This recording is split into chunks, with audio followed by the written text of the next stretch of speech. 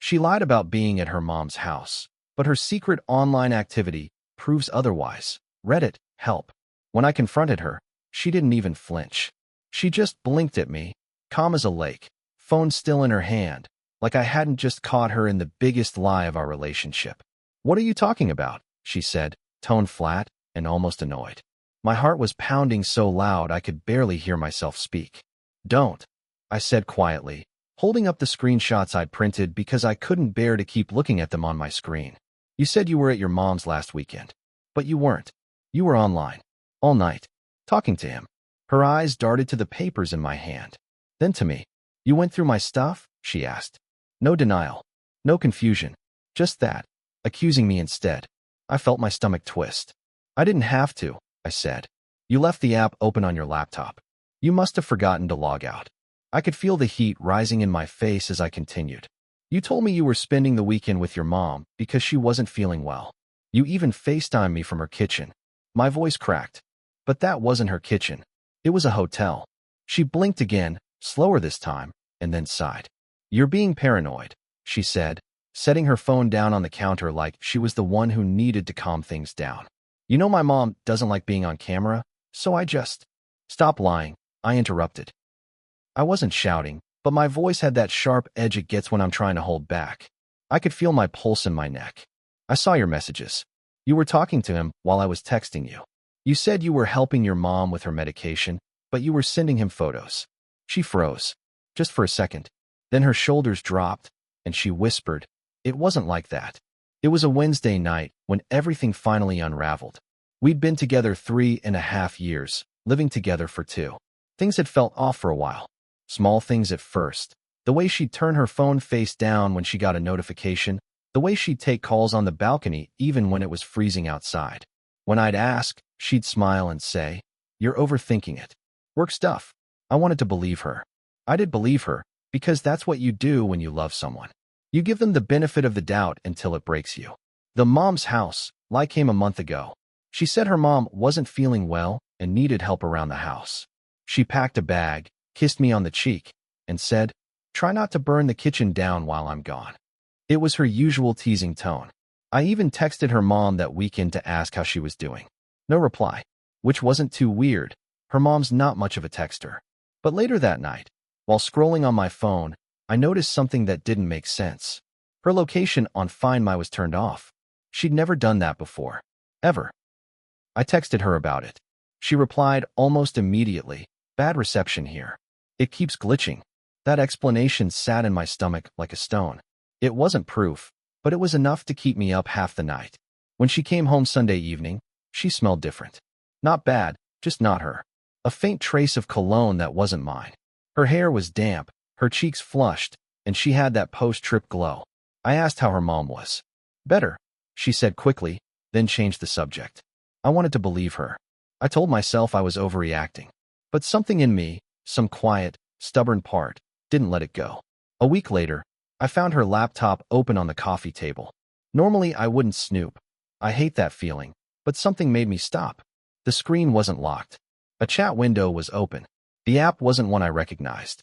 It looked like one of those encrypted messaging sites. The last message said, "Last weekend was perfect. I can't stop thinking about it." The sender's name was saved as D. My stomach dropped. My mind tried to rationalize it. Maybe it was a friend? Maybe it was innocent? But then I saw the photo attached below, a mirror selfie of her, wearing the same robe she'd forgotten at her mom's house. I couldn't breathe. I clicked the profile. There were weeks of messages. Flirty jokes. Photos. Explicit ones. Mentions of hotel breakfasts and next time. She'd been doing this for months. Talking to him late at night. Sneaking off under the pretense of family visits or work events. My hands were trembling so badly that I almost closed the laptop. But I needed to know. I scrolled back further, and that's when I found it.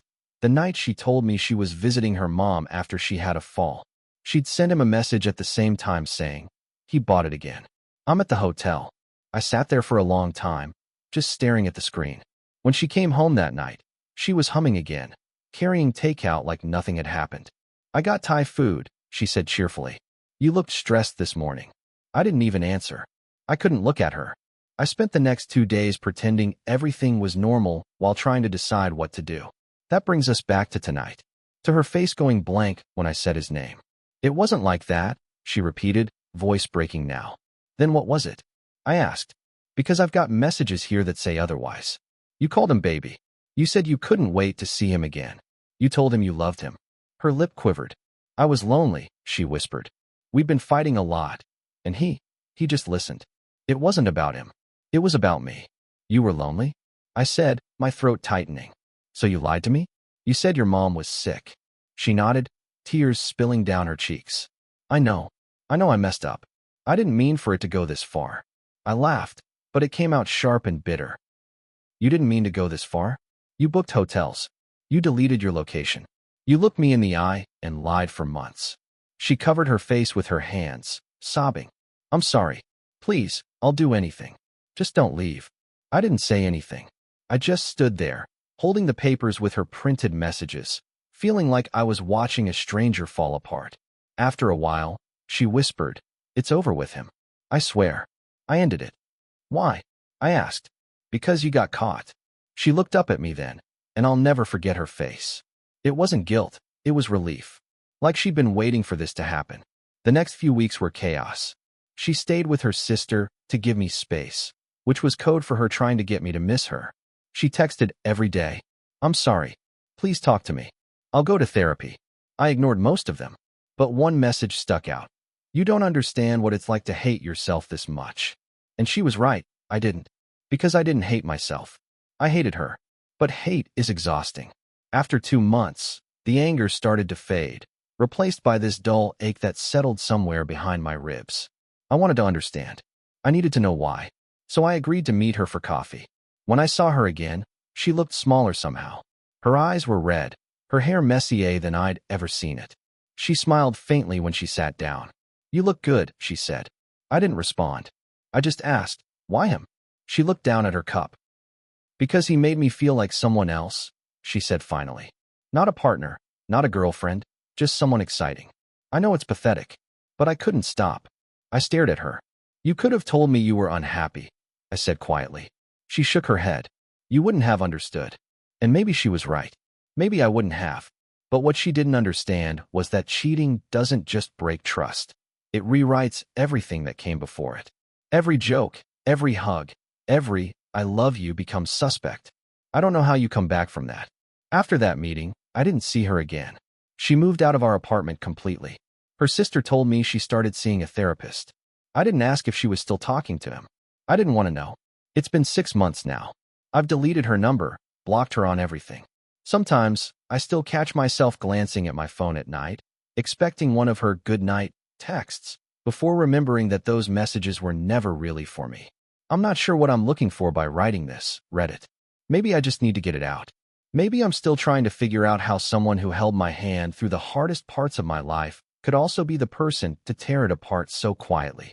All I know is that she lied about being at her mom's house, and when I uncovered the truth, the secret chats, the late-night logins, the hotel bookings, I realized the person I loved had already left me long before I ever caught her. I just hadn't noticed she was gone yet.